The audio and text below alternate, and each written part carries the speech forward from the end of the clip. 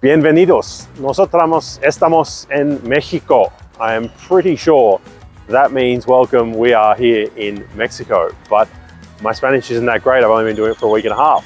So if you speak Spanish, do not correct me in the comments because we're saying that that's what it means. We are actually legitimately though here in Mexico. We had to take a bit of a impromptu trip for some visa purposes. We need to get things sorted out here. So we did come down because we need to go to the US Embassy. A couple things you might notice first. It is a pretty crappy day and I'm in a jumper. It is July 30th. It is in the middle of summer and it is legitimately cold enough to be dressed in pants and a jumper. And it is, it has literally been cloudy every minute that we've been here. It's a rainy season and it doesn't stop raining pretty much at any time of the season. So yeah, we didn't really expect that. We didn't really know what to expect. So we're glad that we packed some warm clothing because it's not particularly pleasant today. You might also notice there's a mask on my elbow. There is a mask mandate in force across the entire country.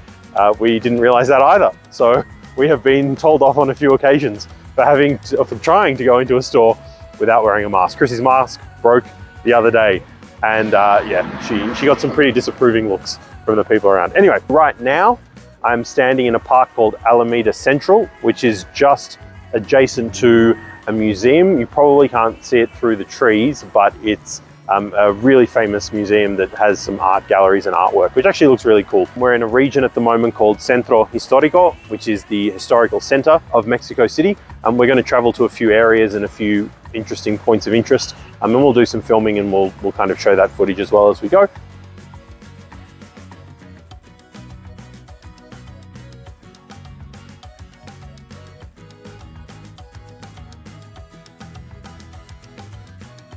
So Mexico is a really diverse country geographically and from a climate perspective. So where we are here in Mexico City is very wet. It has a very interesting relationship with water. So I'm carrying a bottle of water. We both have a bottle of water on us. This cost 50 cents. So water in bottle form is actually really cheap here because the water in the sewage system and the water system actually isn't very safe to drink. It's actually not safe to drink at all. While apparently it's come leaps and bounds from where it used to be, as it stands now, you're really not meant to be drinking the water. So you've really got to be carrying around a bottle of water with you. And even in the hotel we're staying, we had to buy a big 10-litre drum of water so we can drink safely so we don't have to drink out of the tap water.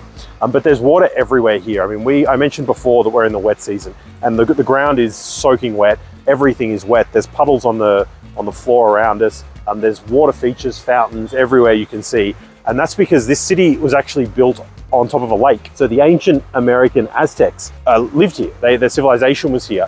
And this was their capital city, Tenochtitlan. I think I pronounced that correctly. And the Spanish conquistadors came through and just destroyed the place. They literally wrecked the place and built up Mexico City on the ruins of it. And in doing so, they filled in the lake that the ancient city was sitting on and really created a really unstable city. So there's loads of earthquakes here. There's loads of flooding here, because this city really shouldn't exist where it is. They really didn't do a good job of allowing for the amount of water and the volume of water that flows through it. So yeah, it's been really interesting to see a city where there's so much water, there's so much of a resource, but it's unsafe to drink it. Now I'm trying to look really cash and relaxed here because I don't want the people behind me to know that I'm filming them, but I wanted to point out that there is just a huge police presence here in Mexico City. Like, I don't think we've ever seen as many law enforcement officers anywhere we've been in the world. And we haven't been that many places, I suppose, but the law enforcement presence here is just incredible. Like, Chrissy, if you can just pan around and kind of just follow me and where I'm going, just to make it look like you're filming me, but actually kind of, hopefully you guys can see in the background the police that are behind me. Like, there are so many different branches of the police force here. When we went to the embassy a couple of days ago, the US Embassy, there were full-on military personnel stationed pretty much every 10 meters or so around the embassy that was heavily guarded and heavily barricaded.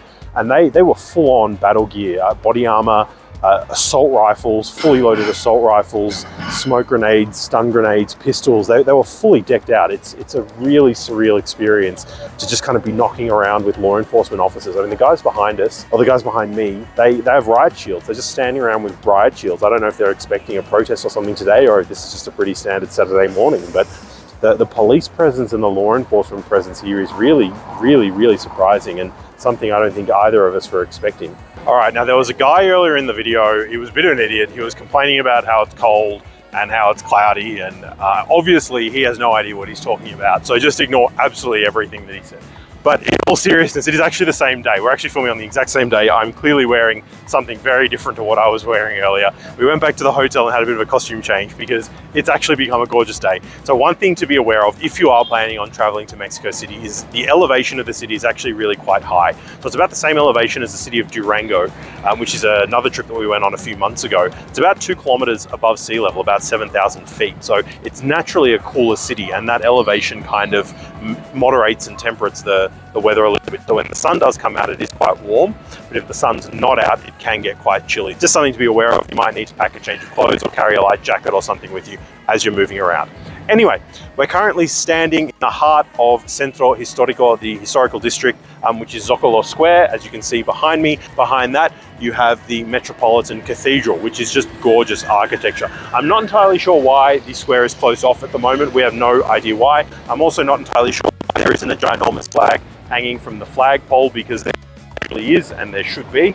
But at any rate, we really wanted to show you the architecture of this area. So as I said, it is kind of the heart of this district, and it's probably the most famous landmark from Mexico City behind me. But if you pan the camera around, you can see some of the architecture is just staggeringly beautiful, I should say. It's all the original architecture from the Spanish conquistadors and the guys that came through and settled this place. The buildings are just incredible. It's really got that Gothic inspired look. There's buildings that have like tile facades. Like the entire building, the facade of the building is made of tiles. It's really, really stunning, this architecture. I would say it's even prettier than New York City and Manhattan Island, which we visited a month or two back. Obviously New York's taller, but yeah, the building here and the architecture here is really beautiful. So if you're going to come check it out, please make sure you do. Centro Historico, it's absolutely stunning. So it's really strange. Everywhere we go, there's these random guys all dressed up in uniforms playing like automated accordion music. I've never seen it before, but I guess they're kind of panhandlers, but they're trying to add a bit of value to the cultural vibe of the area, I suppose. But yeah, it's kind of cool.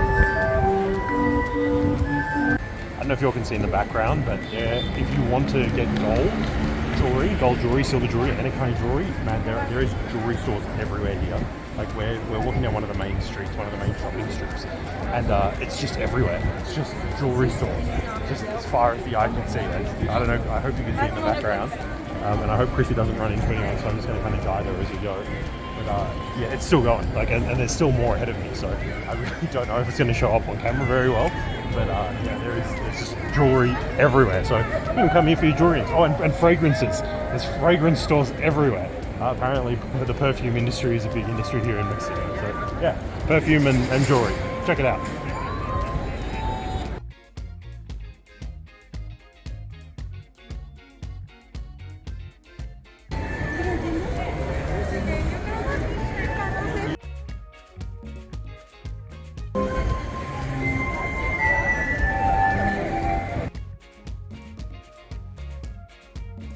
One of the things that struck us immediately since we've been here is how late the city comes to life. Like, considering there are so many people, we thought it would kind of be a bit of a 24/7 city, but I don't know if you can tell if you look around here, it's actually very, very quiet in the morning. Most of the places aren't even open. So to give you a sense of how that looks in the morning, this is what we've got.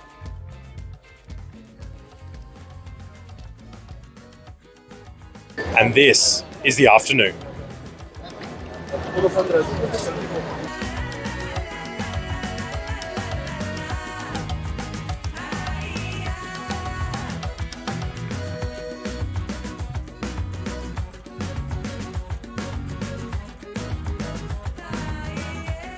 One of the things I mentioned is how this city was built on top of a lake, and I actually mean that literally. So there was a lake here that was filled in and the city was put on top of it, but it wasn't done very well because it was done however many hundreds of years ago. So the city is literally sinking as a result of this, and it's sinking something like 50 centimeters a year. So it's sinking pretty considerably. So if you actually look behind me, I don't know if the camera will be, or the film will be able to make it out all that well. You can actually see the buildings sloping down towards us from the middle point of the street. And then further back, you can see it sloping down away from us because different parts of the city are sinking at different rates. So you literally have this multi-leveled city. And the cathedral, Chrissy, if you just pan over to my right, which is just the other side of the cathedral that we were shooting on yesterday, it is also sinking at different speeds and different rates. So they actually had to reconstruct the thing and rebalance it so that the whole thing was sinking at the same rate. But yeah, you can see this everywhere you go in Mexico City. It's like the Leaning Tower of Pisa, everywhere, but all compacted together. It's a really, really incredible thing to see. Okay, we're here at Templo Mayor, which is actually the original temple of the Aztecs, or specifically the Mexica, who used to live here before the Spanish conquistadors came and invaded. So this is actually the real thing. And to give you a sense of how close it is to the rest of the city, if you pan over to my right, you'll actually be able to see some of the buildings and the cathedral that I was standing in front of earlier in this video. It is literally right in the heart of Mexico City. It's really bizarre to think that something so old that you can see behind me is sitting right in the middle of a massive metropolis. The really cool thing about this is it was actually a series of temples that was grown over time. It was a temple to the rain god and the god of war. And it started off quite small and was gradually built upon until it got to its present size before it was destroyed. But in certain parts, you can actually see those different layers and where it was built upon to get to what ended up being its final size. So the Spanish took down a lot of the material and used it to rebuild cathedrals and various other things as they expanded here. But yeah, it's pretty cool to see.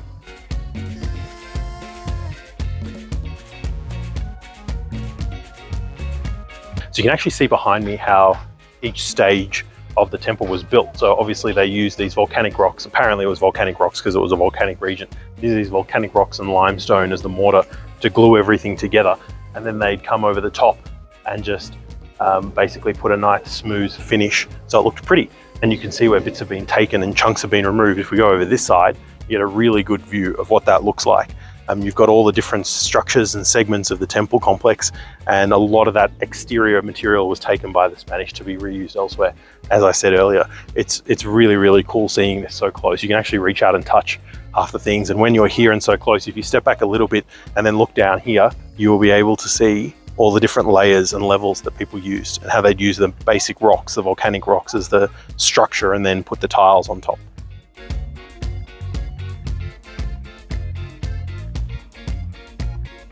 So behind me we have Tlaloc, which is the god of rain. Apparently he was not only the god of rain, he was also the god of life and death. So that image just on the right hand side is actually an image apparently of the god of rain, Tlaloc. Also, what I found really interesting, Chrissy, we're just going to rotate ourselves if you can, is that this temple complex itself has been the victim of Mexico City's submerging. So I mentioned earlier that the entire city is sinking, and you can clearly see that here. I mean, look, I'm not an archaeologist, I'm not an engineer, but I'm fairly sure when the Aztecs built this, it wasn't with a 30-degree incline in mind. So yeah, it's really interesting to see that nothing has been spared from the sinking of Mexico City, but you can still really see the grandeur of the temple, and being amongst it is really, really cool. One of the really cool things about this place, or at least according to me, is that you get to walk amongst it. You really get to be a part of the temple complex. So you don't get to really appreciate the scale of it, I don't think, because it used to be so much taller than it is now. But being in here and amongst it, I don't know, there's something about being in it and being amongst it that's really, really cool, and coming so close to something that was made 500, 600, 700 years ago. It's yeah, probably the closest I ever got to this kind of historical spot.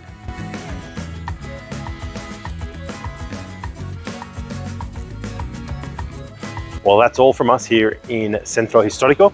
We showed you a few of the sights and sounds, definitely not everything by any stretch. And we also figured out why this area was cordoned off. There's a bit of a festival happening at this time of year. So another thing to check out if you come in early August to Mexico City.